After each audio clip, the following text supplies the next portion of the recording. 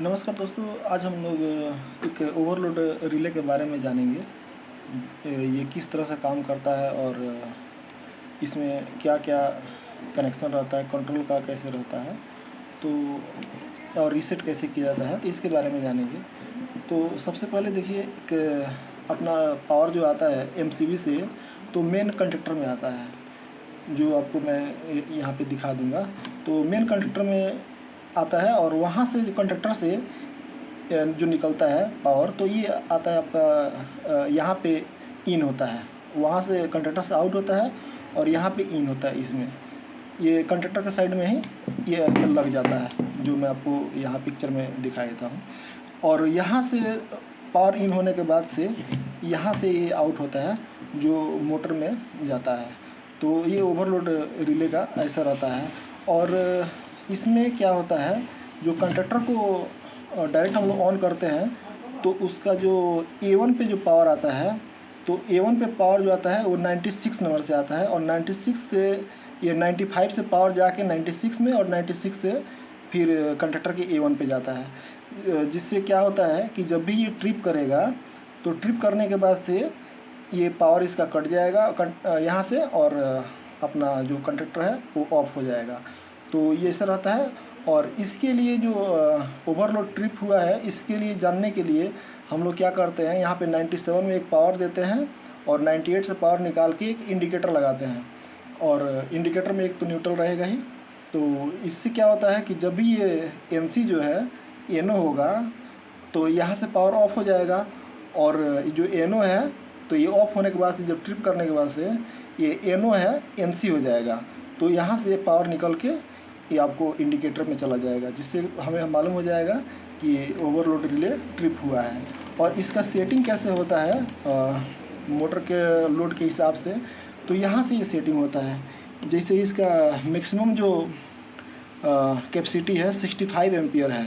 यहाँ पे आपको दिख रहा होगा, मैं आपको दिखा देता हूँ। ये वाला, ये जो आपका 65 एम्पियर यहाँ पे दिखा रहा है, तो 65 एम्पियर मैक्सिमम है।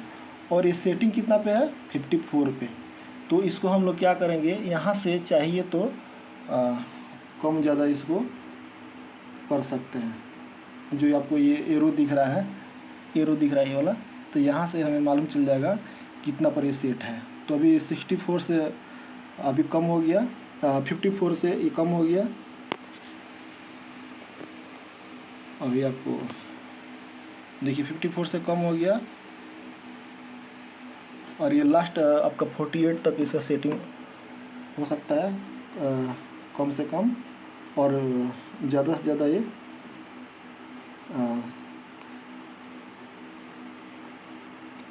65 पर ये सेटिंग हो सकता है। तो ये तो सेटिंग का बात है, आप इसको सेटिंग मोटर का लोड के हिसाब से सेटिंग कर सकते हैं। और जब ये ट्रिप करेगा, तो हम लोग यहाँ पे जो ग्रीन वाला बटन है, यहाँ से इसको प्रेस करेंगे, तो प्रेस करने के बाद से ये रीसेट हो जाता है। और ये यहाँ पे जो रेड कलर का है, इसको स्टॉप का है, तो इसको हम लोग टेस्ट कर सकते हैं कि ये प्रॉपर काम कर रहा है कि नहीं कर रहा है। इसको ऑफ करेंगे, दबाएंगे, तो अगर ये दबाने के बाद से, प्रेस करने के बाद से अगर ओवरलोड रिले से ये कंडक्टर ऑफ होता है, तो इसका मतलब कि ये काम कर रहा है। अगर ये दबाने के बाद से भी ऑफ नहीं हो रहा है, तो इसका मतलब ओवरलोड रिले काम नहीं कर रहा है। तो इस स्थिति में ओवरलोड रिले हम लोग चेंज करते हैं जब ये काम नहीं करता है। तो ऐसे है इसका कंट्रोल वायर और मेन वायर का जो मैं कनेक्शन आपको बताया हूँ। और मोटर का सेफ्टी के लिए एक चीज़ और भी लगता है, जिसको नाम है MPCB, और इसका नाम है ओवरलोड रिले। तो ये रहता है। तो MPCB के बारे में भी कभी हम दूसरा एक वीडियो बनाएंगे, जो आपको उसमें भी हम लोग बताएंगे कैसा रहता है। तो ये वीडियो में बस इतना ही।